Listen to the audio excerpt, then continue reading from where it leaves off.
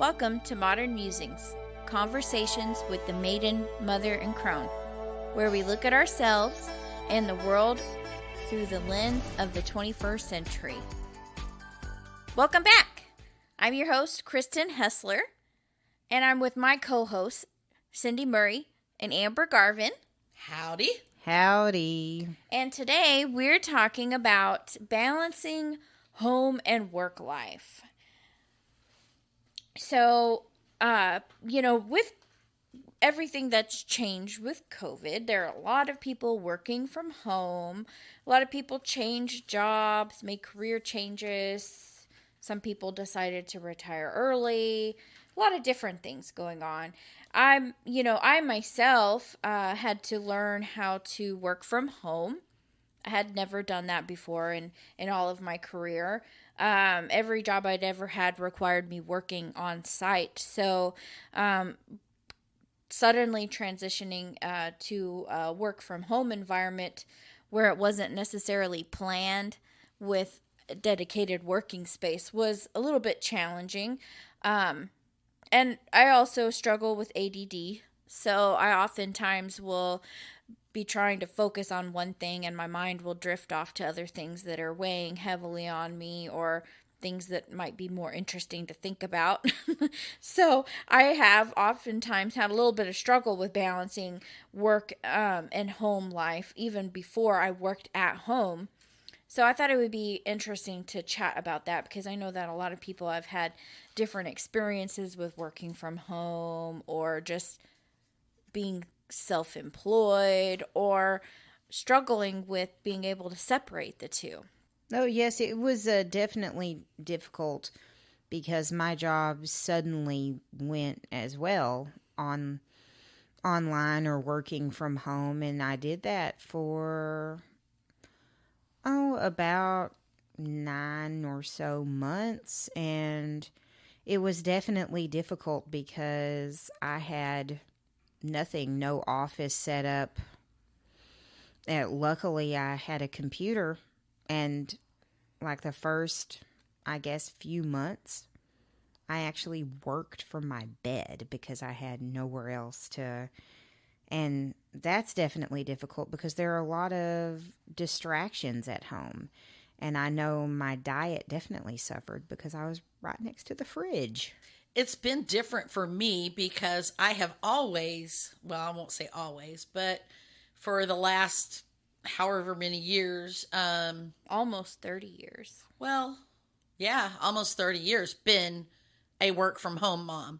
So, I was either a stay-at-home mom but I always had some kind of side hustle going on, selling Avon or something. So I've always worked from home. The difference for me was, and it was always hard for me to balance home and work as well. I think that's true of most women. Men are much better at separating the two. And I think that comes from the way that our brains work, where men don't easily transition from the left to the right side of the brain and vice versa, whereas women more often work in both sides of the brain at the same time, or easily transition back and forth.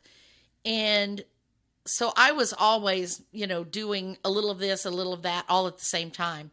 And I also have ADHD, and so that kind of compounds things as well.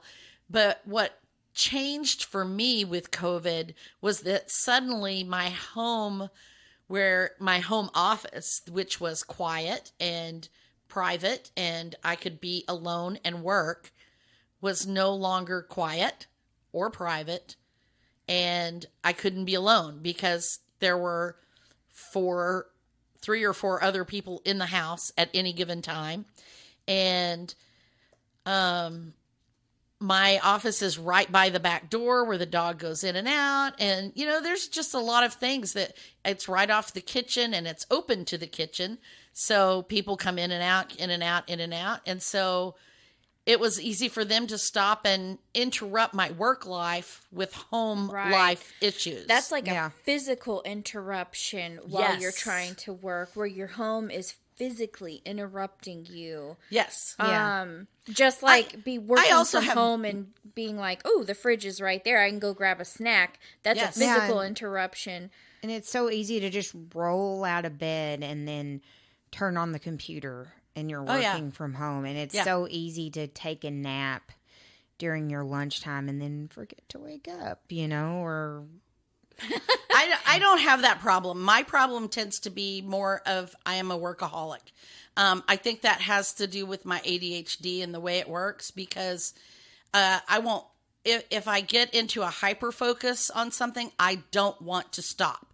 I want to finish the project before I move on to something else. So if I'm doing a home project like cleaning out a closet, I want to start and finish that project before I do something else. Right. And, me too. And work will interfere with that, or other home life things will interfere So with that. when you are in charge of your own business and your own hours, like if you're a direct sales, say, like I sell Scentsy, and sometimes I find like during my non-work, like my official job working time, like I never would work Scentsy while I'm at work, but like say if I tried to dedicate Saturday afternoon to working my Scentsy business, I would find struggles making myself, only focus on that. Right. Because it's at home and there's the other thing. So my distractions are not always the physical ones, like the dog wanting to go outside. I mean, yeah, I do have that distraction at home, but even when I worked in the office,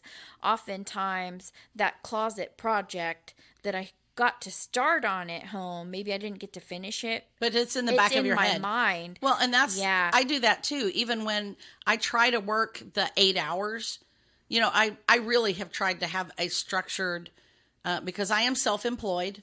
And so there's not any set times, but I try to make set times for when I work, and it never fails that I'll be working on work and I'm thinking about all the home things that I need to work on, and I get distracted by that. Or I'm working on home things and I'm thinking about the work I need to do for my business.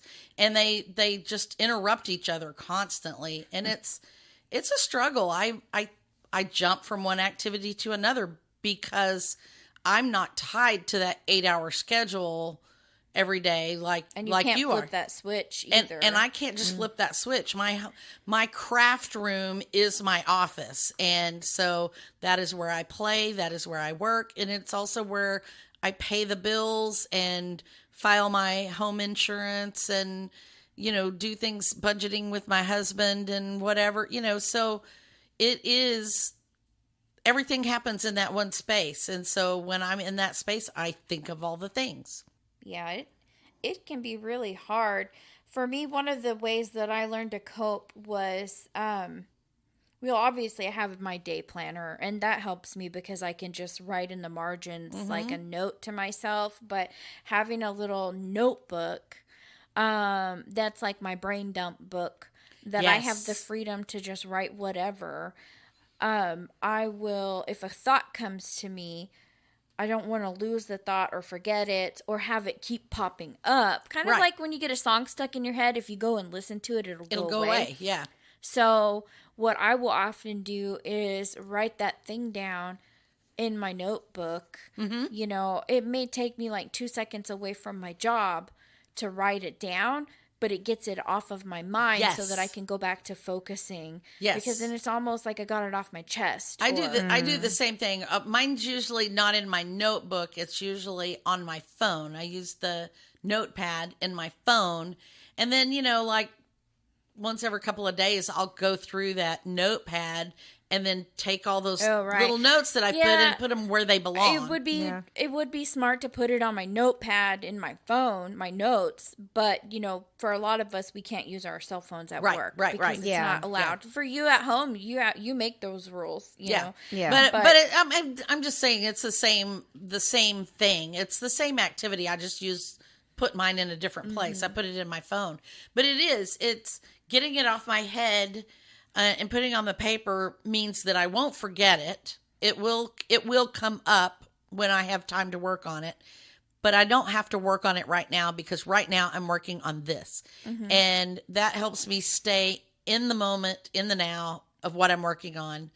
And that's the hardest challenge for me, is to stay in the moment of what I'm working on. And that's what I want to do most, is stay on the project I'm on until I finish it. But if this thing, I forgot to order eggs, or I need to put this on the grocery list, I can write that on that little thing. And then when I get back to my desk from cleaning out the closet or running to the bank or whatever, then I know that I can take care of that later. If I don't write it down, then because of my ADD brain and all the things that are going through my head at 90 miles an hour all the time, I may not remember it again until I'm in the shower 3 days later, and, or whatever, and it'll pop up and I'll be like, oh, I can't write it down. So I try to write things down as much as I can throughout the day, anything that comes into my head. I have notepads by my desk. I have my phone that I write on. I put things on my iPad. I put notes everywhere, and then I just kind of compile them, My problem is that I make all of these notes just like you do, and then I never look at them ever again. Well, and that is the trick. You have to go back to the notes. Yeah. And I do that. At the very least, I will go back to my notes on Sunday when we're doing the planning, because that's one of the places that I pull my plan. I talked about doing the brain dump during the video, the planning video that we did a while back about planning. And so one of the things I do is I use a brain dump, and those notes are part of my brain dump that I do. I just go through those notes and add all of them to the list. And then that way I make sure that I pick up all the tasks that I need to do. Yeah. And I think having those notes helps you not get too daydreamy at work. Because I know if you have a fun vacation coming up and you're at work, you might want to go scroll the internet and look at swimsuits. Yeah. Right.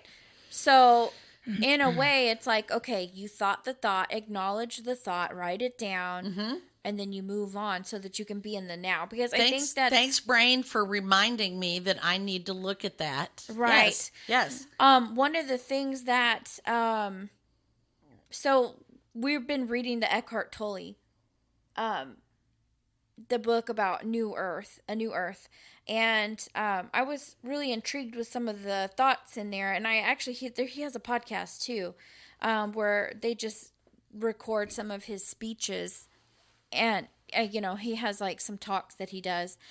And I can't remember if this was something I read in the book or if it was something that I listened to on the podcast. But he was talking about when... And it kind of works with your word, too, because it made me think about you, because your word this year is now. Yes. And that balance between home and work is really about being in the now. In the present moment, where I'm at. Focusing on what you're at and doing what you're doing there. Because I find myself, I love my job, and I do love my home. When I'm at home, I think about work. And I'm at work, I think about home. And it's not that I don't want to be at work, but Eckhart Tolle was talking about how our minds automatically try to take us to a place that's better, or what it thinks is better than what you're currently doing. So you have to allow yourself to enjoy what you're doing. Yes. And be in the now and focus on what it is you're currently working on. And really tell yourself, I'm here to do this today, and the positive outcome of this today is this. And really thinking it through, like what it is that you're actually doing and being in the now, because if you don't, your mind will automatically drift to something else that it's excited about, because your mind wants to put you in the place that it thinks you're going to be the happiest. And if you kind of just go through the motions at work, you are going to be thinking about what you're going to be doing for the weekend. And that was one of the things he talked about, is every day on Monday, people are like, oh, it's Monday. And then they're like, I can't wait until Friday.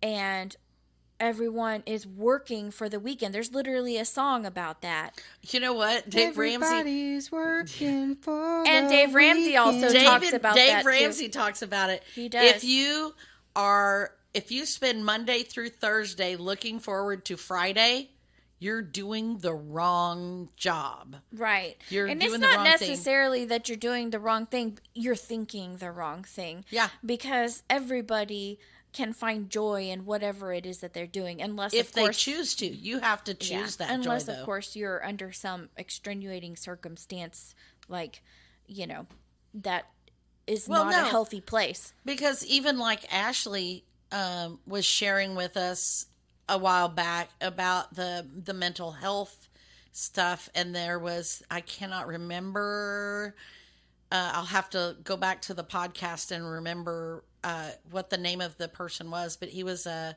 Holocaust survivor. Frankel? Yes. Frankel. And that he survived because he found pleasure, found beauty, found happiness where he was, even though it was such a bleak and horrible experience. And I think that's true even of work and stuff. Even if your work is horrible, find something pleasurable that makes it happy, or that makes it something that you want to be there and do. And I think you're right. I think that's a big part of staying focused and making that balance. When you are at work, be fully at work. Don't let the pressures of home or your personal life or whatever interfere with the service that you are providing, or regardless of what your job is. Smile to your customers and be helpful to your coworkers and clients or whatever, but be fully in that moment. And then when you're at home, let go of that work life. Quit worrying about whether that client is going to come back, or whether you're going to make this big sale or whatever, because that's out of your hands right now. Be fully in the moment, in your home, with your family. Make it your safe haven. And even if you work from home, you can still make a part of your home your safe haven. Walk away from the office, and go or shut off all the work computers, and then do something that is fully self-care, or fully home care, or fully spousal care. Be there at that moment and do that, and don't worry about the other stuff. That's one of the things I've been working on, because I tend to mix the two, because I work from home and always have. And I try to only really work part-time, because I don't want really a full-time job. So I mix up things during the day. So Monday is my biggest email day, and also my busiest phone call day. And I'm also doing research for people, but it's also my laundry day and my house cleaning day. So I will often swap back and forth between tasks. Like, I'll go clean a bathroom, and then I'll come do a research, or follow up with an email or something like that. And then I'll go back and clean the other bathroom, and then I'll come back and do some more research, or, do something. And I just kind of swap back and forth. But that way, at least I am fully in the one task at a time while I'm doing it. See, this year is really like the first year since COVID that my job has been fully at my job. Right. And so now I'm struggling with the being like not working at home situation and having to get up earlier and not just roll out of bed and turn on the computer type situation where I'm having to, physically get up and go to work. And, sometimes it's pretty hard because I'm used to 2 years just rolling out of bed and turning on the computer. And now I physically have to hit snooze 100 times. Oh, yeah. And get up and drive to work, get dressed, put real clothes on. But once you get like to that. work, do you sit there and like daydream while your kids are taking a quiz about all the No. things at home? No, when I'm at work, So you can turn your brain off and on. I am fully, when I'm at work, I am fully at work. I'm not thinking about home. And, it's, I have like an after school job as well, which is at the same school. So I'm like there for a really long time in the morning and then up until like around 6 in the afternoon. And so that's like during business hours. So on my break, I do sometimes turn off and make necessary phone calls. But usually I'm so hyper focused on work that I forget to make those phone calls, like a doctor, lawyer, whatever, only like business hour during the week phone calls. And a lot of, I have a bill that I have to pay, that I can only pay over the phone. So sometimes I have to write reminders to remember to do stuff like that. Or because I'm so hyper focused on work or so into doing something at work that I'll forget on my break to make that phone call. So I don't have that problem. Those things like weigh so heavily on me sometimes that I'm like, go away. No, I need my space. No, I have to make a million reminders, like a reminder on my phone, a reminder in my folder, a reminder on my desk. I schedule them in my planner. Make those phone calls, or else I'll be like so focused on grading papers or rearranging my desks or doing something for the next class or even going across the street and getting a coffee or something like that. I'm not even thinking about making those phone calls because I'm so work oriented when I'm at work. And this year is probably one of the first years that I haven't brought anything from home to work because, you're living last a pretty year stress-free. Yeah, last year life I was right going now. through a divorce, and then the year before that I was in a bad marriage, and then the year before that my mom died, and the year before that my dad died, and the year before that I had emergency surgery. So it's just like this is one of the first years, other than this last school year I had COVID, but other than that, it's been a pretty stress-free. I don't have to bring anything weird from my personal life into my school life, and I don't have to bring anything weird from my school life into my personal life. And I come to school happy, and I go home happy, and I leave the work at work. I'm not deliberately working long hours to avoid being at home anymore. So it's been pretty great, but this is the first year in many years that it has been great, if that makes sense. I'm having a hard time right now getting back into the swing of working. So, other than this podcast, I really haven't had any kind of work or anything outside of home and family in over 2 years because of COVID. So COVID pretty much devastated my business because I sell mostly cruises. I do a lot of group cruises where I put together like a travel group, or I have an Aggie Moms fundraiser group that they raise funds for scholarships. And so we weren't able to do those. We weren't able to cruise because the cruise lines were shut down. And so I didn't have a blur between home and work life because there was no work life. And now I'm finding I've got to work that work life back in.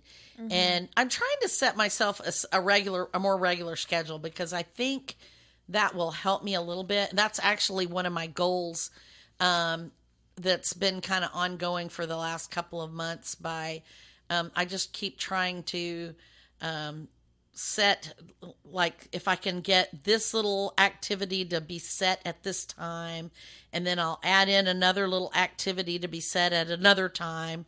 And then as I keep adding the little pieces like a puzzle back together, I'm hoping I'll come out with a workable routine of work that will allow me to do certain amounts of home life and certain amounts of work life. And so, but that's still kind of hard, because there is still family in the house, and my husband's still kind of working from home a lot.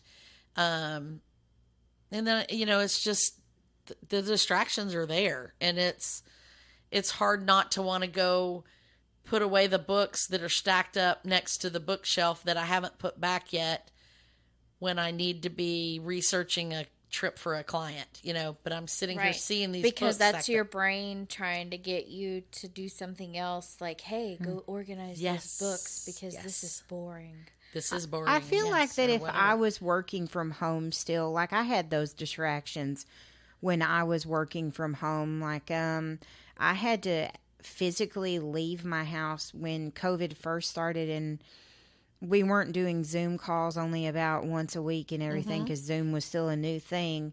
And I was doing like online chats and stuff like that with my students. I would have to go and sit on the porch just to get away from the distractions. Oh, yeah. I mean, there were new distractions, being outside, bugs, spring, whatever, but it was still like a little cooler outside when it first started. So I could get away from the distractions, because my ex-husband was also working at home, and we had to be in 2 separate rooms because we were both working from the computer.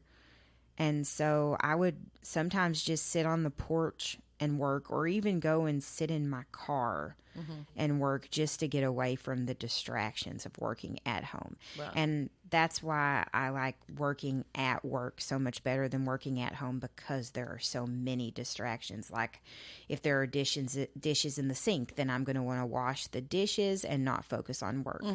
If there's laundry, I'm going to want to do the laundry instead of focus on work.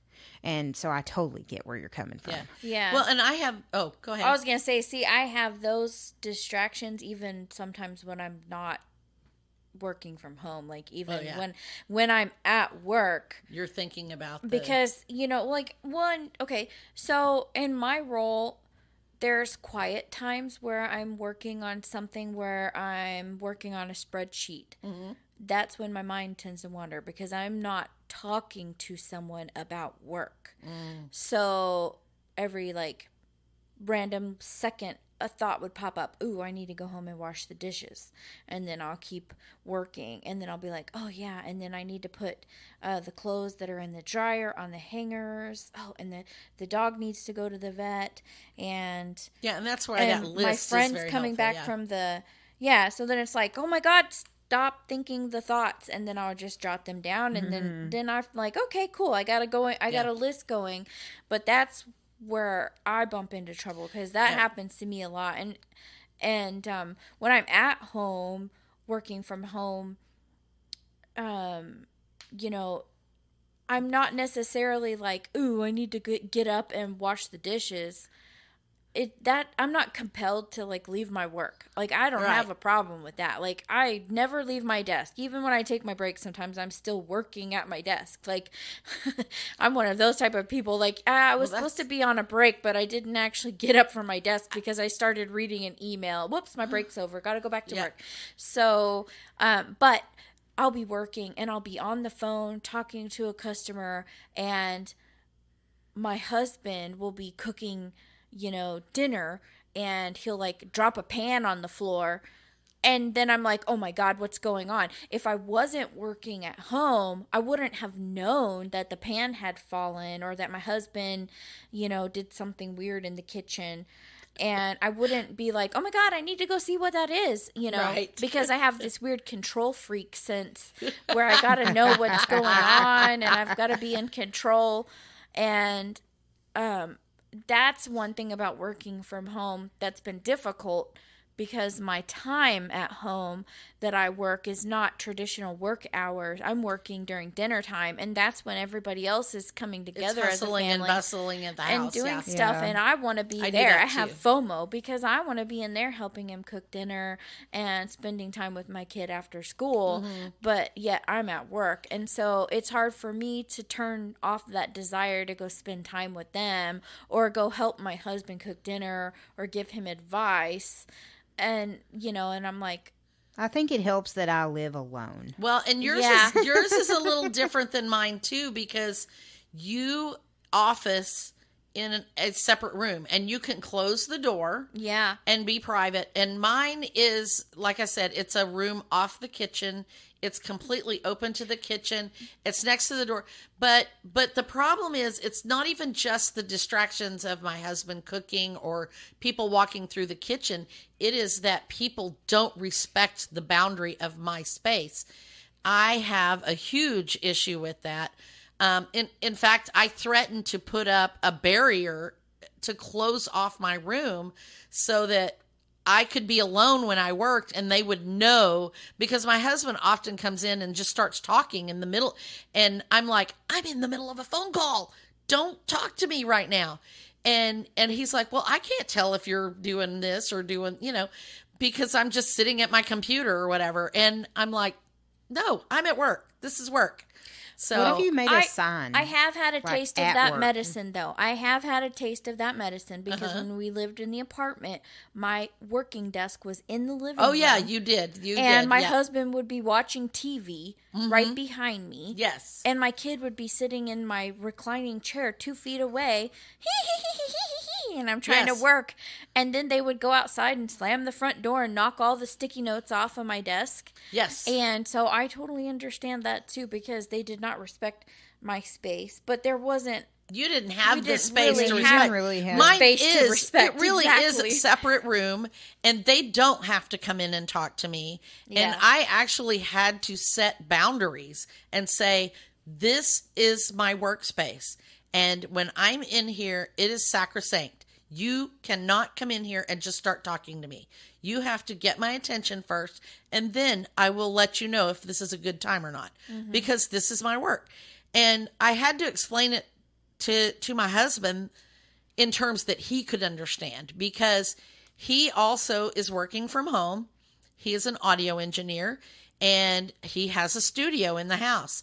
And when he is working and recording in that studio, I would not just walk into that studio and start demanding information about the latest mortgage payment, or did you file this insurance, or can we have this for supper? And Yeah. I would not do that for him. But he would regularly and routinely do things like that to me while I was working. And I'm like, no, we can talk about this some other time, but you cannot come in. And I had the similar problem with Ashley a little bit too, because she was not used to having anyone at home who worked at home, or, her mother did not work outside of the home. So she was used to just being able to walk in and talk to her mom anytime she wanted to. So she kind of got in the habit of just walking into my studio and just talking to me too. And I had to point out to her that was a huge distraction. I let it go for a while because, I didn't, during COVID, it wasn't really that much of a big deal because there wasn't that much going on. But at the same time, there kind of was, because I was trying to do other things. And so it was like, I don't know. I had to finally set the boundaries and say, please don't just come in and start talking. You have to wait until you've got my attention, and then you can kind of, if I have time, I'll talk to you. If not, I'll tell you, I'll come find you later and we'll talk about it then. But I think those boundaries are very important. And I think my husband didn't get it, or Ashley either, until, like I said, I threatened to put up a barrier. I was going to hang a big curtain rod across the big opening and just close it so that it would be a visual barrier to them to keep them from coming in and talking to me. Right. And once they realized that's how serious I was, then they started looking at it a different way. But you do have to hold firm on those boundaries, whatever the boundaries are, whether it's the daughter sitting behind you watching TV and giggling while you're working, or the husband dropping pans or whatever, or people knocking on your door and ringing your doorbell while you're on phone calls. Yeah, you have to set boundaries for yourself and for other people. Yes. And, if you need to put a sign up, don't ring the doorbell during these hours, then you have to do that. And that, that's one way to separate. But still finding that balance, going back to that, I don't know. It's like I said, I'm kind of a workaholic, because once I get into a project, I just want to finish it. And it's not as much about, well, I mean, it is part about the distractions and stuff, but really trying to not do too much work, being able to put the work down. If I'm planning a big cruise, then sometimes I just have to, I can't plan everything in one day. Right. You have to also treat yourself the way you would expect to be treated. Like if you are somebody self-employed, else hired me. Yes. If you are self-employed or running your own business, you have to treat yourself the way you would expect someone else to treat you. So you cannot make yourself stay up 4 hours past your bedtime getting a work project to done. work on a project, because you would be mad if someone made you stay at work until 4 o'clock in the morning to research cruise things. You would probably say, would I not. can just go home and go to bed and I'll come in tomorrow and do it. Right. And you have to set those boundaries for yourself. But as self-employed person, we tend not to do that, because we wear so many hats, and we look at all the things that we have to do, and we want to do them all. And, I want to do the Instagram marketing, and I want to do the Facebook marketing, and I want to send out a bunch of emails to my clients, and I want to plan that cruise for this client, and I want to plan that vacation to Mexico for this client, and I want to do it all today so that it's done. And, and I'm rocking and rolling. I guess I need to tell myself, like, when I start thinking about home life when I'm at work, that if I was at home, I wouldn't appreciate it if my boss texted me every 15 minutes and said, oh, we need to work on this when you come back to work. Oh, we need to do this. Don't forget this. Don't forget that. I wouldn't like that if I got my work emails at home, on my home email. Right. I wouldn't appreciate that. And I wouldn't like it if my boss texted me all the time, which it's totally fine if she did. I wouldn't be mad, but I wouldn't like it if my boss did it the way that my brain does it to me. Yes. And so I need to treat myself that way. It's really about self-care. It really is. It's treating yourself the way that you would want to be treated by someone else. And that's really what self-care boils down to, is taking care of yourself, loving yourself, treating yourself the way that you would expect others to treat you. Mm-hmm. And or even better than that, because you should, hold yourself up in esteem. Yes. It's interesting how, like, things always come back to self-care. It always. Yeah. And toll. And I think, looking back at, like, the mental health topic, having healthy mental health helps with coping with those things. Yes, if you're it does. struggling with mental health, it's really hard to have balances in your life. Yes. It's hard to balance relationships, family, friends, or to set work. those boundaries, because anxiety, depression, They those start things, to mold into together. Separating, like if with the mental health, that's one thing that has helped me this year, is separating work and home more, because I've resolved to leave, like the work and the stress of work at work, and keep any kind of home stressful stuff at home. And it really helps from workplace distractions, and it really helps from home distractions, because when I'm at home, I can spend time and do the things that I want to do and not. And of course, I'm a teacher, so teachers notoriously bring their work home and work from home. And I just told myself that this year I wasn't going to do it. Yeah. And, I've Except tried your lesson plans. Yeah. Okay, that is one of those things that I don't have. We just told on her. I know, right? Well, I mean that is one of the things though that I don't have time during the work day to do, sadly. But like grading papers, I used to fill my backpack full or take like a huge box home and grade papers. Oh, my husband taught at the college, and I remember helping grade his to papers. do that this year. Yeah. Like big stacks of papers, like I refuse to do that this year. Yeah. I think for me it's about finding my self-care time. And I built myself a meditation spot in my bedroom. That was one of my one little word items that I did back in April. And then my practice for one little word, we had to practice something for the month of May. And so my practice was to add in crafting time every day, because I am a creative person. I like to do art and to scrapbook and paint and draw and things like that. And so I wanted time to do that, because very often I get so wrapped up in household projects and work and, filing my taxes or whatever, that I don't schedule that downtime for me.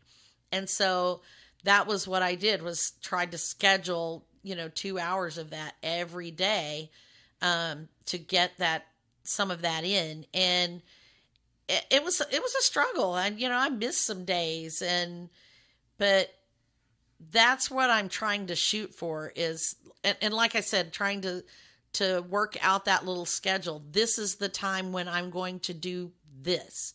This is the time when I'm going to do that.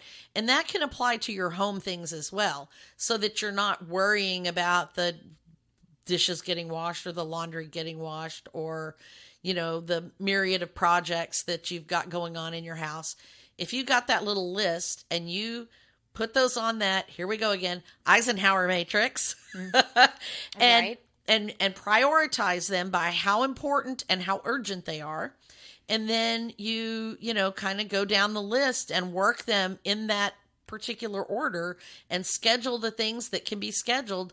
You will get through those items, and then you don't have to worry about them, and you don't have to think about them, and they're at a set time, and it's separated from your work. And I mean, you can have a separate Eisenhower matrix for work and one for home, and keep those, going in both places. And that works for me. So I think it's a universal thing if you can implement that. Definitely. Do you guys have any other tips for anybody who might be struggling? Planners, goals, lists. Goals, all the things I've been harping on all year so far. Really, go back and listen to some of our previous podcasts, like especially if you're struggling with cleaning. We did a podcast about cleaning checklist, morning routine, definitely, and planning. We did a podcast about planning, goal setting, all the goal setting. Any of those. All of these things help us cope with our It's work, kind of like you talked about earlier, how things balance. Just keep tying back to this and tying back to that, and they really do. And the reason those systems work is because the people who design them have researched it and worked on it and worked on it and worked on it until they've found a way to make it work. And that's why they're a popular system, because it does work. It does, but one thing to keep in mind is definitely go at your own pace, and you know yourself better than anybody else knows Absolutely, you, so yeah. you don't have to do anything like we do it. These are just suggestions how it helps us cope. You find your thing and you do it. And we'd love to hear what you find that's helpful and useful, anything that we may have left out. Because by all means, we're not an expert in balancing work life and home life. Maybe we you know something we don't wanna, know. Yeah, continue that conversation on our Facebook group. Yes. And our blog. Yeah, so definitely come check us out on our Modern Musings chat on Facebook. And if you're not reading the blog, you're missing out on more than half of the conversation. Yeah. The podcast's only once a week, but we do have usually 3 blog posts that correlate with what our topic is. Yep. So definitely come check us out, where we share a lot more in-depth personal opinion of the topic. That is at modernmusings.net. Yes. And we do want to say thank you to all of our listeners and thank you to all of our readers out there. Anyone who has given us feedback, whether it's been in a text message, email, or otherwise, we do appreciate all of y'all's feedback. Absolutely. We love you. We want to also give thanks to Red Door Studios and Creative Audio Tech for the gear and the music. Thank you so much. And next week, we have a more on the fun side. Can't wait to talk. This one's going to be a hoot, I'm sure. We're going to talk about pet peeves. And we have a lot of them. Oh, yeah, we do.